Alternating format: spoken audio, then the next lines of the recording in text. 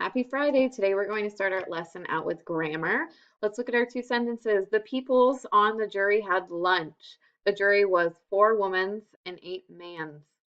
Okay, we have been talking about singular and plural nouns. So I see some errors. The peoples isn't a word. So we can cross out that S. People is already plural. The people on the jury had lunch. Great. We can move on to the second sentence. The jury was 4 women's and 8 man's. That's not right. If we're making woman plural, we need to make the E, or excuse me, make the A and E and drop the S. So it should be the jury was 4 women and 8 men. Drop the S, change the A to an E. All right, our sentences look good. Let's move on to our story for this week. It is called Vote. Mrs. Bliley is going to read it to you.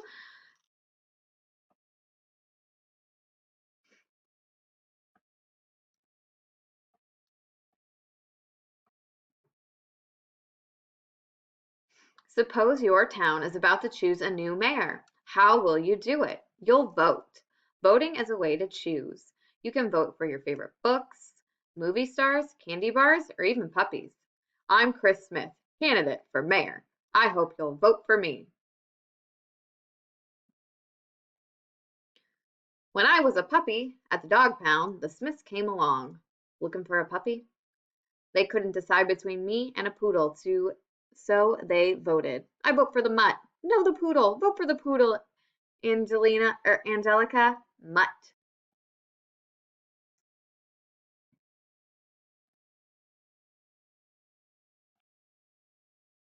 If someone wants to be elected mayor, she needs to convince as many people as possible to vote for her. So if Chris gets the most votes, she'll be mayor. What does the mayor do? The mayor is the leader of the city. Let's get help. Chris, find some votes. You have my vote. I'm going to vote for Brown. Grrr.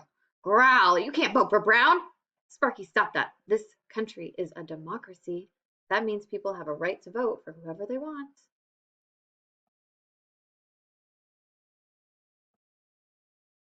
Many people just don't vote. Why not? Maybe they think their vote is like a little drop of water in an enormous ocean.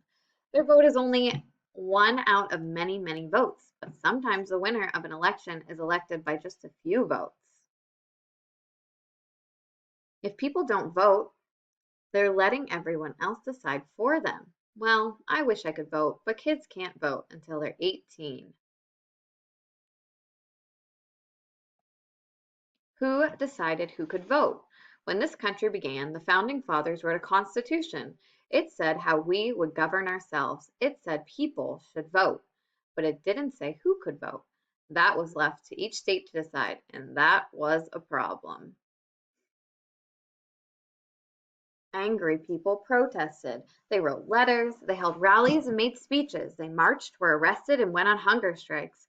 Some were killed trying to claim their right to vote, but it took many years for amendments to the Constitution and several new laws before all citizens 18 years or older were allowed to vote. Hey, I just traveled back to 1784.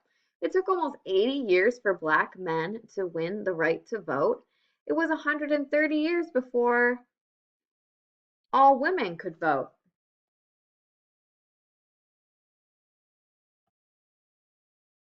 If you want to vote, you need to register. Where? At your town office. Or you can download a registration from the internet.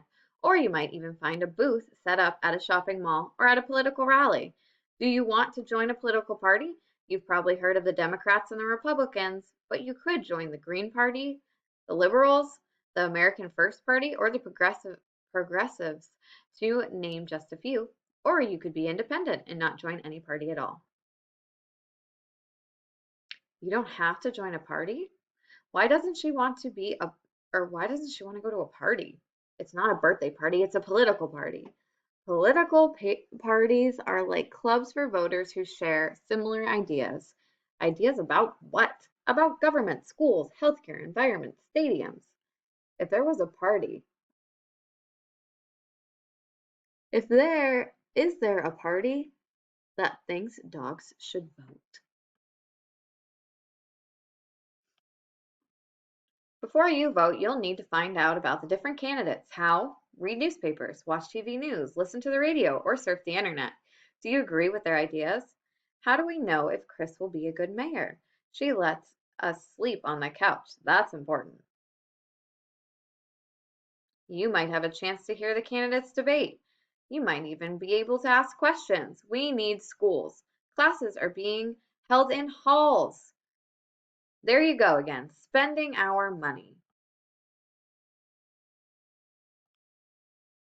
Before an election, everyone tries to guess who will win. Pollsters ask some of the voters whom they're planning to vote for. Then they estimate who will be the winner, but voters can change their minds. Someone just called to ask who I'm voting for, and you said, maybe Brown? What? But Smith is so much better. That pollster should have asked me. Do you need help? We sure do. We have to mail 14,000 letters by tonight. We're hoping you'll vote for Chris Smith. How can you help your candidate win? You can volunteer to answer phones, call voters, address envelopes, or hand out flyers. Campaigns need lots of help, and they need lots of money to help pay for phones, computers, stamps, flyers, bumper stickers, and most of all, ads and more ads.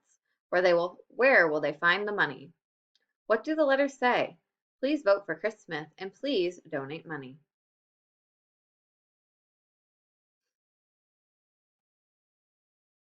You might want to donate a few dollars to your favorite candidate's campaign, or maybe you'll be invited to a fundraiser dinner. Would you like to pay $250 for a fancy hamburger and a chance to meet your candidate? If you donate lots of money, maybe the candidate will listen to you more than to the other voters. Is that fair? Does that mean your vote will count more than the other voters' vote? There's a lot of disagreement about this, but the last week of the campaign, everyone is tired. But the candidates make more speeches, they shake more hands, and they run more and more ads. Maybe, just maybe, they will convince another few voters to vote for them. See, we keep hearing Smith wants to spend all our money. That worries me. Chris Smith wants to spend all your money. That's an ad for Brown. He's trying to worry us. Save your dollars, vote for Bill Brown. Honest, reliable, a nice guy. Honest. That ad is not honest. Brown maker sense to me, or Brown makes sense to me. Some of these ads can be very misleading.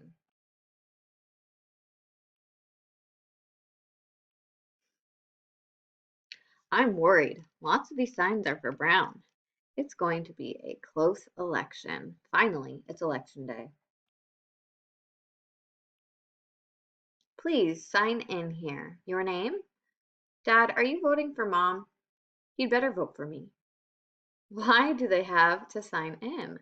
Most voters are assigned a particular place to vote: a school, a library, a church basement, wherever there's space for voting booths.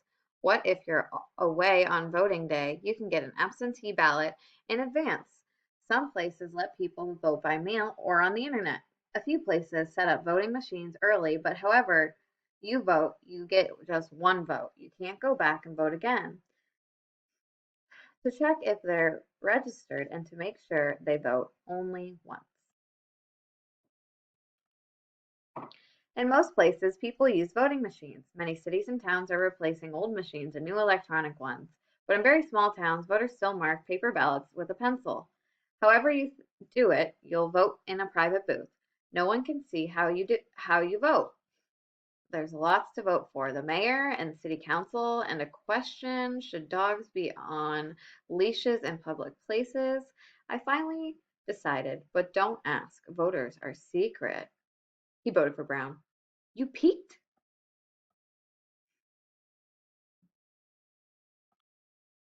When the voting ends, the counting begins. Who will win? Stay close to your TV or radio to find out. Usually a few after the polls close, the winner is announced. Looks like Brown is winning. Oh no, but there are still lots of votes to be counted.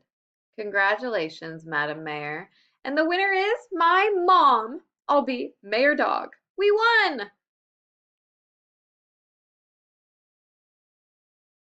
But wait, what if the election is won by only a few votes? The candidates who lost can ask the votes to be counted again.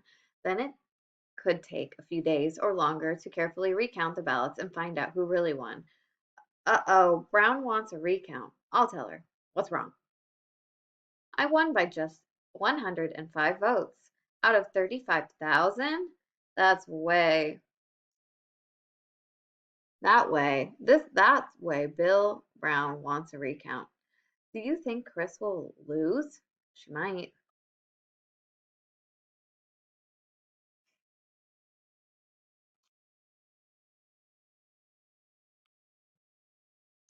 At last, the election is decided, and in the end, someone does win and someone does lose. The voters have been recounted. Bill Brown was correct. Mistakes were made. Smith actually has 203 votes more than Brown. Almost half the voters don't want Chris to be mayor. Look at the bright side. Slightly more than half want her.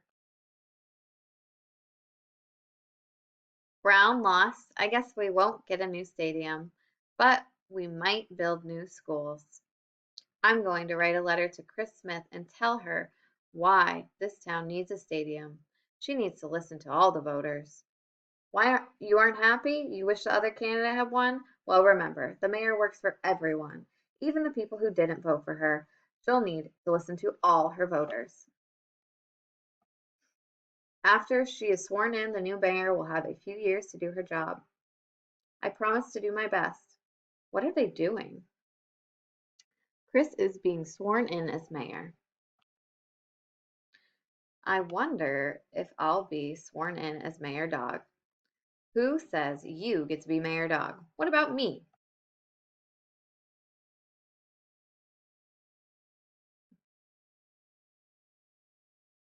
Okay, so that is our story for this week. I want you to remember that there are some special highlighted vocab words that are in our story today. This is Blyle's quickly going to look over some spelling words. Maybe. Mhm.